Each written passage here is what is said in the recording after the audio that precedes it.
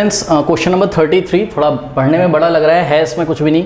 करेंगे the sum of first n terms of an AP whose first term is 8 and the common difference is 20 is equals to the sum of the 2n terms of another AP whose first term is -30 and the common difference is 8 find n। अब देखिए मैं आपको इसको समझाता हूँ। Actual में आपके पास दो AP हैं, देयर आर 2 APs ओके। तो यहाँ पर हम लिख रहे हैं फर्स्ट AP आपको दिखा रहे हैं, फर्स्ट अर्थमेटिक प्रोग्रेशन यहाँ दिखाएंगे ओके। तो जो फर्स्ट अर्थमेटिक प्रोग्रेशन है देखिए पढ़िए, the sum of the first n terms of an AP whose first term is 8 and the common difference is 20। मतलब ये जो आपको बोला है ना whose first term is 8 and the common difference is 20, तो ये फर्स्ट AP के बारे में जानकारी दी, यानी कि जो फर्स्ट AP है उसका फर्स्ट टर्म कितना है, चेक करिए। First term is 8 and the common difference is what, and the common difference is 20। ये फर्स्ट AP की जानकारी है, करेक्ट। अभी इतना अभी होल्ड करिए इतना। अब देखिए आगे पढ़िए। तो जो सेकेंड AP है उसके बारे में क्या जानकारी दी आपको, कह रहा है कि is equals to the sum of, अभी इसको छोड़ो sum of the first 2n term, इसको छोड़ो, ऐसे पढ़ो, यहाँ से पढ़ो। Another AP whose first term is -30, मतलब जो दूसरी AP है, अनदर AP है, उसका फर्स्ट टर्म कितना है, -30 है, ठीक है। तो जो अनदर AP है इसके फर्स्ट टर्म को मैं कैपिटल A से दिखा दूँ तो कोई दिक्कत बताइए नहीं। तो जो अनदर AP है उसका फर्स्ट टर्म हमने कैपिटल A से दिखाया और ये -30 है। और जो अनदर AP है पढ़िए, another AP whose first term is -30 and the common difference is 8, मतलब ये जो अनदर यानी कि सेकंड AP है इसका जो कॉमन डिफरेंस है वो कितना है, 8। तो जो सेकंड AP है उसका फर्स्ट टर्म को मैंने कैपिटल A से दिखाया है और कॉमन डिफरेंस को मैंने कैपिटल D से दिखाया है। कोई डाउट है बताइए।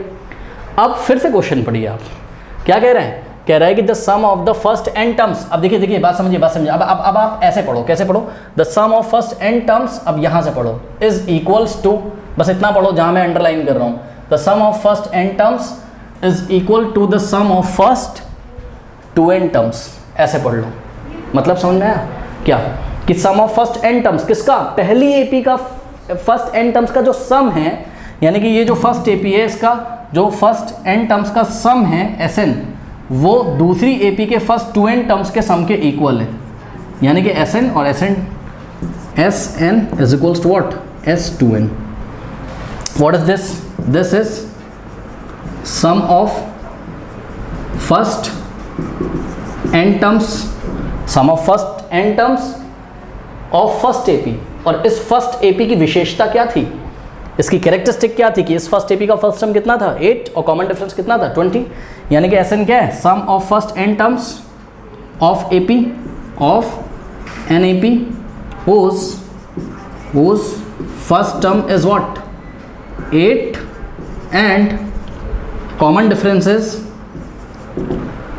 20। व्हाट इज S2n, पढ़ने में नजर आ रहा होगा आपको, sum of first 2n terms, पढ़िए। The sum of first 2n terms है, ये क्या है, sum of first 2n terms of another AP मतलब second AP whose first term is what, -30 and common difference is 8। कोई डाउट है बताइए।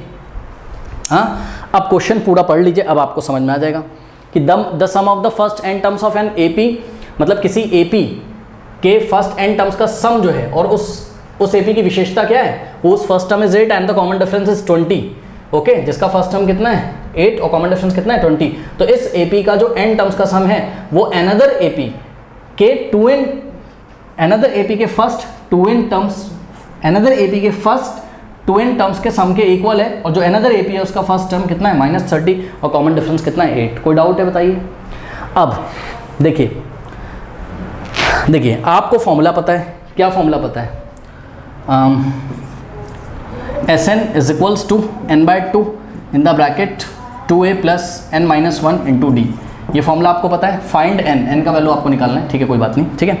तो समझो Sn का फॉर्मूला ये पता है, तो हम यहाँ पे लेफ्ट हैंड साइड ये फॉर्मूला लगा सकते हैं, ध्यान से चेक करिए। Sn is equals to S2n, तो Sn की जगह हमने क्या लिख दिया, n/2 in the bracket 2a plus n-1 into d is equals to, यहाँ पर क्या है, S2n। भाई अगर S5 लिखा होता तो हम n की जगह क्या रखते हैं, 5। S6 लिखा होता तो हम n की जगह क्या लिखते हैं, 6। लेकिन S2n लिखा है तो हम n की जगह क्या रखेंगे, 2n। बात समझ में आई कि नहीं। Number of term, first number of terms कितने हैं, 2n है, तो हमने n की जगह 2n रखा है इस फॉर्मूले में, नीचे 2, और ध्यान दें ये सेकेंड AP के फर्स्ट 2n टर्म्स का सम है। तो 2 इंटू जब a करेंगे तो a कौन सा लिखेंगे हम, कैपिटल वाला। नहीं समझ में आई बात, क्योंकि सेकेंड AP का फर्स्ट टर्म लेना है यहाँ पे आपको, क्योंकि ये क्या है, ये sum of first 2n terms of another AP, second AP, जिसका कैपिटल A -30 और कैपिटल D, यानी कि फर्स्ट टर्म कैपिटल A से दिखाया है और कॉमन डिफरेंस हमने कैपिटल D से दिखाया था। 2 इंटू A और प्लस, अब ध्यान दें n-1 नहीं लिखेंगे ना, 2n-1 लिखेंगे, क्योंकि जहाँ जहाँ n है वहाँ हम क्या रख देंगे, 2n रख देंगे। ठीक है, क्यों, क्योंकि यहाँ पे क्या लिखा हुआ था S2n, तो फर्स्ट 2n टर्म्स का सम है, यानी कि n की वैल्यू 2n, तो n की वैल्यू हमने 2n रख दी, तो 2n-1 इंटू D की जगह यहाँ हम कैपिटल D लिखेंगे। कोई डाउट है बताइए, यही क्वेश्चन में बोल रहा है। तो चलिए n/2 in the bracket 2 into A, small a first AP का फर्स्ट टर्म क्या है 8, तो करते हैं 2 इंटू 8, ओके, और प्लस n-1 इंटू D कितना है फर्स्ट AP का 20, ठीक, इज इक्वल्स टू, देखिए 2 से 2 गया तो यहाँ आ जाएगा n in the bracket 2 into capital A कितना है -30, यानी कि 2 इंटू -30 और प्लस 2n-1 इंटू D कितना है 8 है, तो D की कैपिटल D की जगह हमने 8 रख दिया। कोई डाउट है बताइए, हाँ नहीं।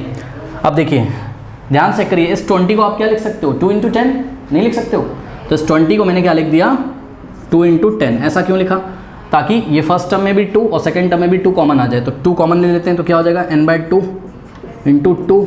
अब देखिए 2 यहाँ से कॉमन चला गया, 8 बच गया, प्लस यहाँ से 2 चला गया तो क्या बच गया n-1 इंटू 10। अब 10 को चाहे पीछे से मल्टीप्लाई करो और चाहे n-1 में आगे से मल्टीप्लाई करो, बात क्या है सेम, तो 8 + 10 n-1, कोई डाउट नहीं, is equals to n in the bracket.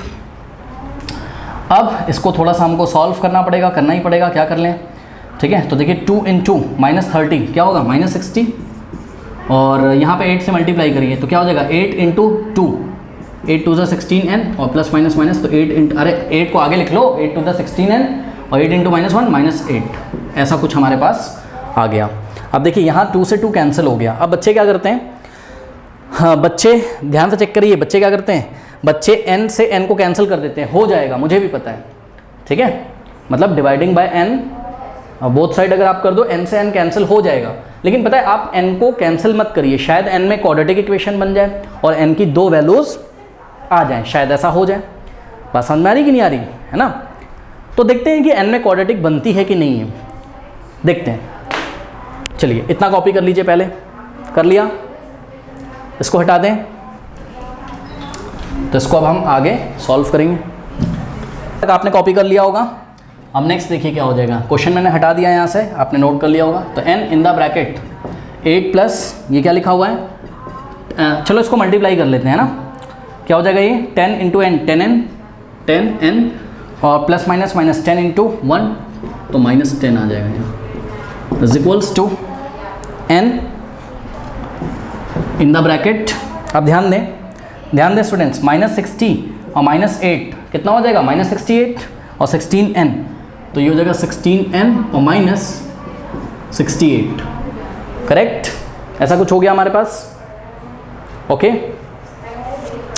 तो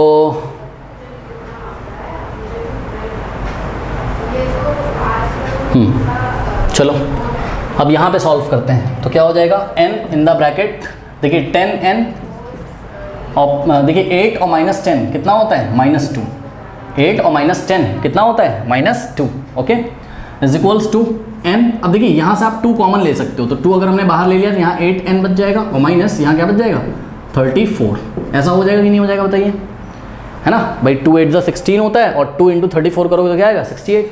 2 कॉमन हमने इसलिए ले लिया बिकॉज यहाँ से भी 2 कॉमन आ जाएगा, ठीक, तो n 2 कॉमन ले लिया यहाँ से हमने, तो 2n इन द ब्रैकेट, यहाँ क्या बच जाएगा 2 5 10 होता है 5 और n माइनस, हाँ भाई 2 को क्या लिख सकते थे हम 2 इंटू 1, 2 चला गया बाहर तो 1 बचेगा, है ना, तो यहाँ 1 बचेगा, is equals to 2 into n in the bracket 8n -34। अब ध्यान दें, एक काम करते हैं, क्या dividing by 2 both side, n से मत डिवाइड करिएगा, n में शायद क्वाड्रेटिक बन जाए, तो 2 से 2 कैंसिल, 2 से 2 कैंसिल, n को अंदर मल्टीप्लाई करो, n इंटू 5n स्क्वायर और plus minus -5 into 1, sorry n into 1 n, is equals to n into 8n square भाई 8n into n into n square, ठीक है, और plus minus 34 into n। Okay, ये आ गया। अब देखिए लग भी रहा है मुझे कि ये n स्क्वायर में क्वाड्रेटिक बन जाएगी शायद। ओके, तो सॉल्व करते हैं, क्या हो जाएगा नेक्स्ट स्टेप में। ये हो जाएगा आपका 5n स्क्वायर, और ध्यान से चेक करिए स्टूडेंट्स, इसको मैं लेफ्ट में लेके आ रहा हूँ, 8n स्क्वायर को मैं लेफ्ट में लेके आ रहा हूँ 5n स्क्वायर के पास, तो 8n स्क्वायर नेगेटिव हो जाएगा, और यहाँ माइनस n तो है ही। ओके, और माइनस 34n को मैं लेफ्ट में लेके आऊँगा तो क्या हो जाएगा प्लस 34n, और इज इक्वल्स टू में 0 बच गया। अब देखिए 5 माइनस 8 कितना होता है -3, यानी कि -3n स्क्वायर, और यहाँ पर माइनस प्लस माइनस, लेकिन साइन लगेगा पॉजिटिव नंबर का, तो 34n और minus n 33n is equals to 0। कोई डाउट है बताइए। अब इसको हम लोग कैसे सॉल्व करें, इसको बच्चे सॉल्व नहीं कर पाते हैं। देखिए एक काम करिए, पहले आप इसमें से कुछ कॉमन अगर आ रहा हो तो आप कॉमन ले लीजिए। क्या कॉमन लेंगे? कुछ भी, चाहे आप 3n कॉमन ले लो, चाहे -3n कॉमन ले लो, आपकी मर्जी है। देखो मैं आपको थोड़ा कर देता हूँ ईजी। देखो इसको हमने क्या लिखा, 3 इंटू n स्क्वायर को n इंटू n लिखा, और प्लस 33 को आप 3 इंटू 11 लिख सकते हो, into n is equals to 0। कोई डाउट है? अब ध्यान दें, देखिए -3n यहाँ से भी कॉमन लेंगे, और -3n यहाँ से, बच्चे बोलेंगे यहाँ से माइनस कैसे, यहाँ तो प्लस आ रहा है, -3n कॉमन लोगे तो प्लस किस में चेंज जाएगा, माइनस में। तो टेकिंग -3n कॉमन, तो -3n हमने कॉमन ले लिया, करेक्ट। ओके, अब ध्यान दें -3n बाहर चला गया, केवल n बचा यहाँ, और ध्यान दें ये वाला पॉजिटिव अब नेगेटिव में चेंज हो जाएगा। क्यों? क्योंकि आपने -3n कॉमन लिया, यहाँ तो 3n है, आपने -3n कॉमन लिया, तो ये पॉजिटिव नेगेटिव में चेंज हो जाएगा। 3 चला गया, n चला गया, तो क्या बच गया 11 इज इक्वल्स टू 0। इसमें कोई डाउट है बताइए? और जिस बच्चे को डाउट है आप एक काम करिए, -3n को अंदर मल्टीप्लाई कर लो ना, यही तो मिल जाएगा। देखो -3n into n, -3n square, minus क्या हो जाएगा, प्लस 3n इंटू 11 33n। ठीक, अब सुनिए, अब आपको यहाँ रीजनिंग करनी है स्टूडेंट्स, ठीक है। कैसे रीजनिंग करेंगे जरा सुनिए। रीजनिंग हम इस तरीके से करेंगे बच्चों कि यहाँ पे आपको किसका किसका प्रोडक्ट मिल रहा है, यहाँ पर आपको ध्यान से चेक करिए बच्चों, -3 इंटू n और into n minus 11 is equals to 0 है, ऐसा मिल रहा है। कितनी क्वांटिटीज़ हैं यहाँ पे आपके पास, -3 n और n माइनस 11। देखिए 3 क्वांटिटीज़ का प्रोडक्ट 0 है, तो या तो पहली 0 होगी, या तो दूसरी, या तो तीसरी, या तो तीनों ही 0 होंगी, क्योंकि भाई 0 इंटू 0 इंटू 0 ही तो 0 होता है। या इनमें से कोई भी एक 0 हो जाएगा तो प्रोडक्ट कितना आ जाएगा, 0, करेक्ट। तो सुनो, सबको पता है कि -3 तो 0 हो नहीं सकता, since -3 is not equals to 0, तो ये तो 0 होगा नहीं। एंड ये जो n अकेला लिखा हुआ है बच्चों, n भी 0 नहीं हो सकता है, n is also not equals to 0।